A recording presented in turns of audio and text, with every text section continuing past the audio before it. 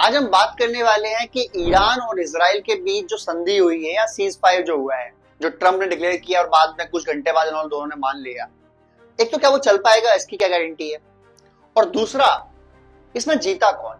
Israel जीता, Netanyahu जीते, Trump जीते या खामेनेई जीते? मेरा अपना मानना है कि इसमें सबसे बड़ी विक्ट्री हुई है वो हुई है खामेनेई की, अयतुल्लाह अली खामेनेई। ये इंसान जो है लगभग 76 के आसपास का है, यानी इतनी इनकी एज हो चुकी। स्टिल वो अपने जो ऑब्जेक्टिव थे वो लगभग सारे पूरे कर लिए, या आप कह सकते हो कि जो दुश्मन के ऑब्जेक्टिव थे इजराइल के और अमेरिका के, वो पूरे नहीं हो पाए।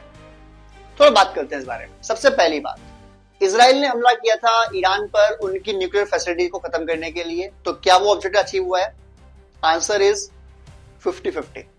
आपने उनकी साइट्स तो तबाह करी, वो भी 5-6 जो उन्होंने बता रखी थी, मेनली 3, लेकिन ऐसा मानते हैं कि उनके पास 100 से ज्यादा साइट्स हैं जहां वो ये काम कर रहे हैं। आप आज तक हमास के सुरंग जो है वो ढूंढ नहीं पा रहे हो, तो आप इनके कहां ढूंढ पाओगे? नंबर 1। नंबर 2, अगर आप कहते हो कि फोर्डो न्यूक्लियर प्लांट में जब बॉम्ब मारे अमेरिका ने, GBU-57 बॉम्ब, B2 बॉम्बर लेके आया, उसने गिराए, उसमें उनकी फैसिलिटीज तबाह हो गई। अगर हुई तो न्यूक्लियर रिसाव क्यों नहीं हुआ? जो न्यूक्लियर चीजें बाहर गैस निकलती है वो क्यों निकली?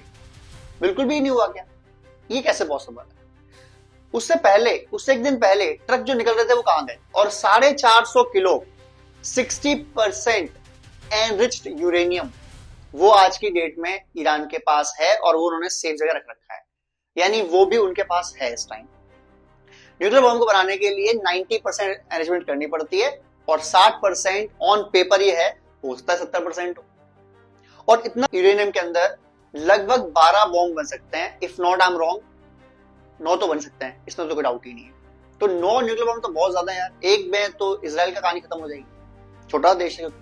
दूसरी चीज, वो गिरा पाएंगे नहीं गिरा पाएंगे? अगर वो मिसाइल गिरा पा रहे हैं तो बॉम्ब गिरा सकते हैं भाई, वो भी तो मिसाइल के अंदर जाएगा बैठ के, ऐसा तो आएगा नहीं। तो खामेनेई ने अपनी जो न्यूक्लियर प्रोग्राम था उसको भी लगभग बचा लिया। ठीक है, डिस्ट्रॉयमेंट हुई है, कुछ स्ट्रक्चर तबाह हुए हैं, कुछ कमजोरियां हुई होंगी, ठीक है, इट्स ओके, लेकिन बचा हुआ है। दूसरा, क्या अमेरिका और इजराइल खामेनेई का तख्ता पलट कर पाए? तो ऐसा भी नहीं हुआ। जो अयतुल्लाह अली खामेनेई है वो अभी भी गद्दी पर, वो अभी भी सर्वोच्च लीडर है, तो यानी उन्होंने वो भी जीत लिया।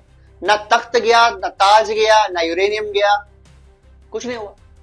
और अब जो ये लड़ाई रुकी है, ये मैं मानता हूं कि 2 चीजें करी खामेनेई ने। पहली चीज, टाइम बाई कर लिया उसने हथियार बिल्ड करने का, और इजराइल में जो मार पड़ी उनको भी टाइम चाहिए अपनी हथियारों की कैपेबिलिटी रोकने, खासकर जो डिफेंस सिस्टम है उनकी मिसाइल रोकने, क्योंकि मिसाइल तो गिर रही है। इसका मतलब या तो डिफेंस सिस्टम कमजोर हुए आपके, या आपने डिफेंस सिस्टम को लगा लिया है अपनी मेन जगह बचाने के लिए, फाइटर प्लेन्स के लिए, सैनिकों की जो छावनी है उनको बचाने के लिए, या जो और आपकी इंपोर्टेंट चीजों की, वहां आपने डिफेंस बना लिया है, पर लोग मर रहे हैं नॉर्मली।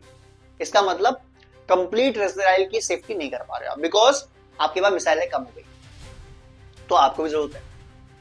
खामेनेई अपनी रिफ्यूलिंग कर रहा है, मिसाइलें कहां से जाएंगी? जो लॉन्चर्स तबाह हुए मिसाइल लॉन्च करने वाले वो कहां से आएंगे? इधर रशिया से उन्होंने डील कर ली, तो जो सप्लाई होगी वो वैसे तो नहीं कि आज बोला और कल आ गई, क्योंकि रशिया ऑलरेडी जंग लड़ रहा है। अगर जंग ना लड़ रहा होता हो सकता है वो अगले दिन भेज देता, पर जंग लड़ रहा है, दोस्ती तो निभाएगा वो, क्योंकि ईरान ने उसको अपने जो ड्रोन्स थे लंबी दूरी के मार करने वाले वो दिए थे, तो रशिया को भी निभानी है दोस्ती। अब रशिया के पास 2-3 मिसाइलें जो बहुत तगड़ी हैं, जैसे एक मिसाइल जो ब्रह्मोस के टक्कर की है वो है ऑर्शनिक मिसाइल। इसकी स्पीड 8 से 12 मैक के बीच में है, और ये चलते हुए अपने टारगेट की जगह चेंज करती है, लोकेशन चेंज करती है। और रशिया ने अपनी कंपनीज को बोला है कि ऑर्शनिक जो मिसाइल है इसकी प्रोडक्शन को इंक्रीज करिए। तो क्या रीजन है? नंबर 1, 3 साल से लड़ाई लड़ रहा था वो यूक्रेन से, तब तो उसने नहीं बोला, बट अचानक ईरान इजराइल की लड़ाई के बाद ही, जैसे ही वहां मिलने गए ईरान के विदेश मंत्री, तुरंत उसके बाद क्यों बढ़वाया जा रहा है? क्या ईरान ने यही मिसाइल मांगी है रशिया से? अगर हाँ, तो फिर बहुत दिक्कत की बात है, क्योंकि इस मिसाइल को पकड़ पाना किसी भी डिफेंस सिस्टम के लिए, even including patriot defence system of America, David sling of Israel, उनके लिए भी इम्पॉसिबल है। जब वो खैबर नहीं रोक पा रहे, कदर नहीं रोक पा रहे, जो ईरान ने मिसाइलें मारी हैं जिनकी स्पीड 5 मैक, 6 मैक है, 7 मैक है, तो 12 मैक वाली कैसे रुकेगी? ये तो पॉसिबल ही नहीं होगा। तो ये रिफिलिंग हो रही है या सही में लड़ाई रुक गई है?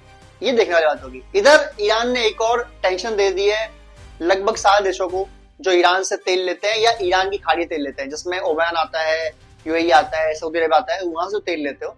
ईरान ने बोला है हम स्ट्रेट ऑफ हॉर्मुज को ब्लॉक कर देंगे। एक रास्ता है समुद्र का जिस पे ईरान का कंट्रोल ज्यादा है, अगर वो उसे ब्लॉक कर देता है कि तो दुनिया का 30% जो ऑयल है वो इसी रास्ते से आता है। तो 30% ऑयल जब ब्लॉकेज होगी तो दो काम होंगे, पहली महंगाई बढ़ेगी और दूसरी जो देश इस पर डिपेंडेंट है उनके अंदर क्रूड ऑयल की कमी होगी, जिससे दुनिया में तेल की बढ़ेगी, साथ साथ जो इकोनॉमिक ग्रोथ है वो भी स्लो हो जाएगी। तो अब आप लोग क्या लगता है, क्या इसमें खामने ही जीता है या 50-50 गेम हो गया? अब वो क्या लगता है, या ट्रम्प जीत गया है? आप ही कह रहा है इसमें? प्लीज कमेंट कीजिए, शेयर कीजिए, सब्सक्राइब कीजिए। जय हिंद, जय भारत।